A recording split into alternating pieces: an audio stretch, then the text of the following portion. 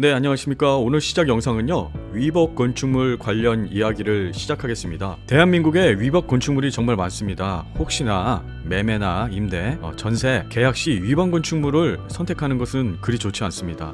자, 그러면 이야기를 시작해 보겠습니다. 아직 걸리지 않은 위반 건축물을 어떻게 찾을 수 있는지 알아보겠습니다. 제가 건축에서 무료 건축 상담을 해드리고 있습니다. 그래서 그분 중에 한 분이 오셔서 이 질문을 해주셨습니다. 안녕하세요. 전셋집을 찾으려고 합니다. 위법 건축물은 아직 아니어도 그 건축물이 위법 행위가 있으면 언젠가는 걸리고, 그 시점에 제가 전세로 있는 동안에 위법 건축물이 되면 저에게 피해가 온다고 하는데, 위반 건축물을 찾을 수 있는 방법을 좀 알려주십시오 라는 내용으로 문의하셨습니다. 이에 대해서 한번 알아보겠습니다.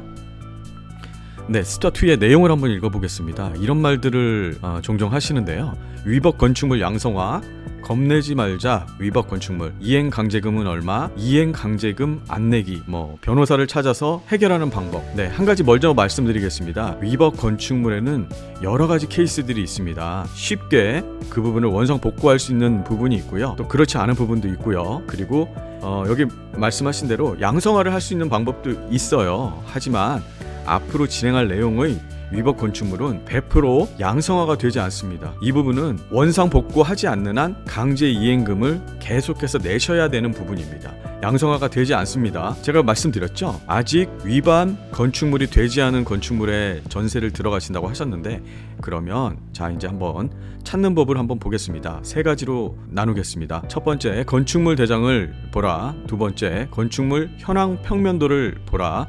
그 다음에 마지막 단계는요, 전세 계약서에 특약을 넣으시라고 말씀드리겠습니다. 네, 이 부분은 꼭 알으셔야 되는 거거든요. 이제 육안으로 한번 어떻게 위법 건축물인지 아닌지를 한번 보겠습니다. 하지만 여러 가지 따져봐야 되고요. 일단 육안으로 요거는 약간 위반 건축물일 것 같다 라는 부분을 일단 말씀드리겠습니다. 자, 예를 들어 보겠습니다. 우리가 어떤 건물을 전세를 얻으려고 건물을 보러 갔습니다. 자, 여기 보시면요, 이렇게 방이 있습니다. A라는 방이 있고요. 이쪽에 B라는 방이 있습니다. 근데 B는 크고요. 상대적으로 가격이 만족스럽습니다. 그럼 우리는 당연히 이걸 선택하겠죠. 자, 보시면 이렇게 베란다를 확장했습니다. 여기 보시면 베란다를 확장했고요. 원래는 이렇게 정북 사선 때문에 이렇게밖에 지을 수가 없는 겁니다. 그런데 이 부분을 준공 검사 이후에 이렇게 이제 증축을 하신 거죠. 무단으로 증축하신 건데, 자, 디테일하게 한번 보겠습니다.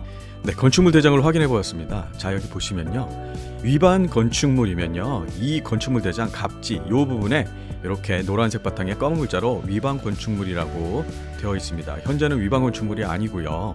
자, 여기에서 우리가 확인할 수 있는 거는 적법한 인허가 없이 집이 쪼개져 있거나 한 평면에, 여기에는 두 세대가 되어 있는데요, 실질적으로 현장에 가보니까 4세대가 되어 있는 겁니다. 이거는 불법으로 쪼개진 겁니다. 그리고요, 추가적으로 여기 보시면 상세하게 나중에 설명드리는데요, 건축물 대장의 용도를 보시면요, 여기에 주택, 다가구, 다세대 이런 용도가 있는데요, 어디 보시면 주택으로 임대를 해놨는데 용도를 띄워보니까 그린생활이라고 표시가 되어 있습니다. 그 층에.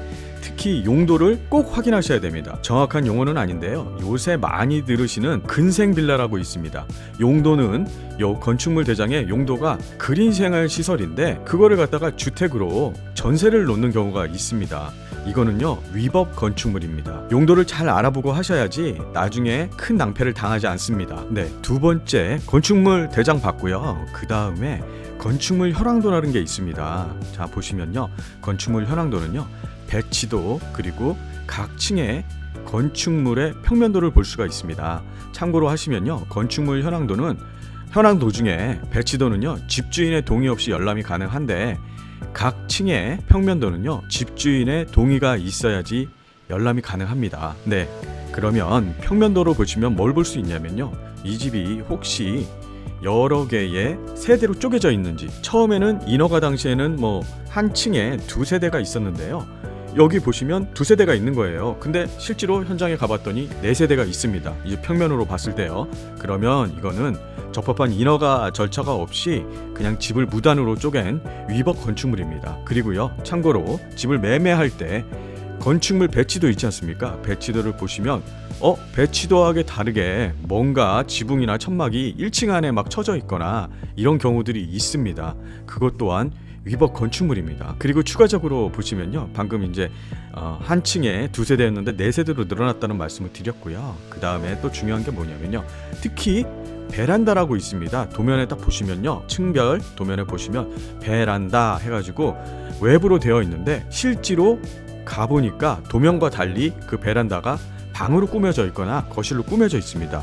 그러면 그것은 위법 건축물입니다. 피해자분께서 이 건물을 샀거나 아니면 전세를 했습니다. 지금 요 도표 보시면요, 자, 그 전까지는 위반 건축물이 아니었습니다. 네, 피해자가 입주를 했고요. 그 이후에 위반 건축물이 등재가 되면요, 이러면 어떻게 되냐면요, 자, 위반 건축물 대표적인 제약 사례들이 있습니다. 대출 불가, 용도 변경 제한, 영업 허가 불가. 자, 보시면요, 다세대 매입자의 모든 책임은요, 지금 사는 사람이 책임져야 됩니다. 위법 건축물. 그 전에 있는 사람이 책임지는 게 아니고요, 지금 사는 분이 책임져야 되고, 전세 세입자 같은 경우는요, 위반 건축물 원상 복구 전까지 새로운 세입자의 전세 대출이 불가합니다. 이 부분은 주의를 요합니다. 세 번째 말씀드렸던 계약서에 특약사항을 집어넣으라고 말씀드렸잖아요. 지금 보시고 계신 거는 임대차 계약서를 보고 계십니다. 특약사항에 위법 건축물의 문구를 기입하는 방법도 하나의 대안이 될 수 있습니다. 네, 이 부분은요, 조금 디테일하게 말씀드리는 부분인데요. 자, 보시면요, 우리가 지금 아셔야 되는 부분이 있습니다. 저기 보시면요, 요 그림 있죠? 이렇게 인면이 있습니다. 여기 보시면요, 요런 게 테라스입니다. 요런 게 테라스고요, 요런 게 베란다입니다. 베란다 보시면요, 위에 뭐가 없죠? 네, 그냥 쉽게 뭐가 없다. 그리고 발코니 같은 경우는요, 우리 아파트 발코니들 보이시잖아요. 그럼 그 위층에 이렇게 슬라브가 있습니다. 그런데 얘는 슬라브가 있으니까 발코니고요, 얘 같은 경우 베란다입니다. 특히나 이런 베란다 있지 않습니까? 이런 베란다는 절대 양성화가 될 수가 없습니다. 뭔가 용적률이 남아서 뭔가 증축을 한다던가 이런 것들은 충분히 양성화가 될 수 있습니다. 그럼 추가적으로 구조 안전 점검을 해야 되긴 하지만, 그런 부분들은 구조 안전 점검을 통해서 증축의 양성화가 될 수 있지만, 지금같이 보이시는 베란다 부분, 특히 북쪽에서 이렇게 사선이 갑니다. 제가 보여드릴 거예요. 정북에서 이격을 해야 되는 거리가 있습니다. 그런데 이걸 이렇게 양성화하면요, 이거는 죽었다 깨어나도 양성화를 할 수가 없습니다. 자, 이 부분 또 설명드리겠습니다. 자, 여기 보시면요, 아까 전에 설명했던 발코니, 베란다, 테라스 그림이잖아요. 이 부분을 이렇게 만들었습니다. 이렇게 창문도 뚫고요. 지금 옆에 그림 보이시면 이렇게 베란다 부분을 이렇게 거실 용도로 이렇게 했습니다. 자, 이거는 뭐냐면요, 자, 발코니를 확장했습니다 라는 용어가 아닙니다. 이거는 어떤 용어가 맞냐면요, 베란다를 무단 증축했습니다 라는 말이 맞습니다. 앞선 영상에서 간단하게 말씀드렸던 정북 1조 사선 제한선을 보고 계시는 겁니다. 여기 보시면요, 북쪽에서 우리 대지가 이렇게 있습니다. 북쪽에서 이런 선으로 이렇게 여기까지 건물이 이렇게 못 들어서요. 그랬는데 이거를 이렇게 건물을 하면요, 이게 위법 건축물입니다. 우리 이런 건물들 많이 보이시잖아요. 이런 것들이 일부러 디자인을 위해서 이렇게 사선에 딱 이렇게 지은 게 아닙니다. 정북 1조 제한 사선 때문에 어쩔 수 없이 건물을 저렇게 지은 거고요. 일부 보시면 저렇게 딴 계단식으로 되어 있는 것도 있고요, 사선으로 되어 있는 것들이 우리들 주변에 많습니다. 네, 주변에 이렇게 돌아다니시다 보면요, 요거 같은 경우는 계단식이 아니고요, 사선으로 지었습니다. 사선으로. 지금 보시면 이쪽이 북쪽이에요.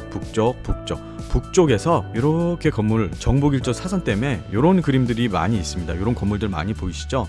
이거를 이렇게 사선인데요, 요거를 계단식으로 하면요, 이렇게 계단식으로 지어지게 됩니다. 이런 건물들 많이 보셨죠, 주변에서. 네, 사례를 보고 계시는 거고요. 자, 이렇게 보십시오. 정부 1조 사선 쪽, 정북 쪽에서요, 북쪽에서 이런 건물들 많이 보실 거예요.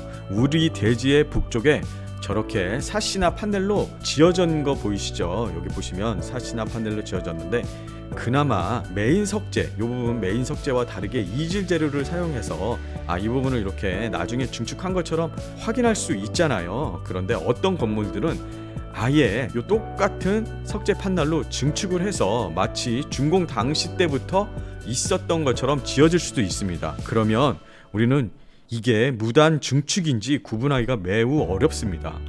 네, 두 번째 사례를 보고 계시는데요, 원래 주인이 건물의 수익률을 높이려고 무단으로 베란다를 증축한 사례입니다. 지금 보시면 종전에 사선으로 된 것도 있고요, 계단식으로 되어 있는 것들이 있다고 말씀드렸잖아요. 지금 보시면 정북이 이렇게 갑니다. 이렇게. 그러면 이렇게 튀어나온 것들 있잖아요.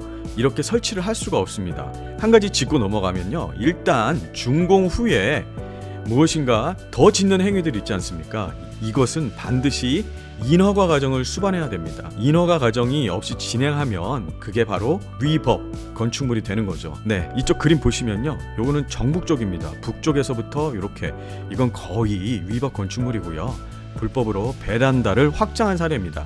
그런데 이쪽 그림 한번 보시면요, 단순한 이미지 컷인데요, 이쪽 그림 보시면 이쪽이 북쪽입니다. 이쪽이. 그런데 북쪽이 아닌 쪽에 여기 보시면 이렇게 베란다가 확장이 되어 있지 않습니까? 북쪽이 아닌 쪽인데요, 이렇게 베란다가 확장이 되어 있습니다. 이건 뭘까요? 자, 한번 확인해 보겠습니다. 제 의견인데요, 한번 요거를 제가 생각하고 있는 걸 말씀드릴게요. 지금 이 베란다 부분 있지 않습니까? 이거 원래는 여기가 사실은 이렇게 막혀 있지 않았을 겁니다. 이 부분도 마찬가지고요. 왜 그러냐면 이 건물을 지을 때 해당 용적률이 있습니다. 용적률이 만약에 200%면요 200%를 아마 꽉 채워서 지었을 거예요. 그런데 용적률은 베란다 부분은 빠집니다. 그런데 이제 다 지으시고 나서 이 부분을 이렇게 위법으로 이제 증축하신 거죠. 그러면 요 면적이 용적률 안에 들어갑니다. 그러면 용적률이 오버가 되고요, 그거는 안 됩니다. 용적률이 오버되면 안 돼요. 그래서 제가 봤을 때는 제 생각에 이 부분은 위법으로 증축된 게 맞다라고 생각이 들고요. 그리고 우리 건축 도면 볼 수 있다고 말씀드렸잖아요. 평면도. 그 평면도를 보시면 거기에 지금 저층이 1, 2, 3, 4층 평면도를 한번 보십시오. 아니면 건축물 대장을 보시면 그 바로 아래층하고요 위층하고 면적이 다릅니다. 100% 다를 거예요. 그러면 면적이 다른데 이상하게 그 지금 요 부분하고 요 부분의 모양은 똑같은 거예요. 그거는 면적이 다른데 이 부분은 평면이 똑같다. 이것은 위법 건축물이 맞습니다. 네, 이 부분은요 1년 전 뉴스입니다. 1년 전 뉴스. 계속 이런 것들이 계속 나오고 있는데요. 지금 선의의 매수인의 구제 입법에 관련해서 계속 나오고 있고요. 지금도 현재 국회의원분들께서 이 부분을 해결하려고 하고 있습니다. 네, 여기 보시면요, 의원께서 이런 얘기를 하고 계십니다. 불법 증축된 것을 모르고 산 사람들에게는 법이 미비해서 됐기 때문에 이것은 사회적인 재난으로 보고 구제할 필요가 있다라고 생각하시는데요. 지금 그래서 그 부분에 대해서 이행강제금 완화해주겠다라고 얘기를 하고 있습니다. 그런데 자, 불법 증축된 부분 있잖아요. 그 부분에서 제가 말씀드렸던 정북에 관한 베란다 확장은 이 부분은 뭐 이행강제금을 완화는 해줄 수는 있지만 원상 복구되지 않는 한 무제한으로 간다.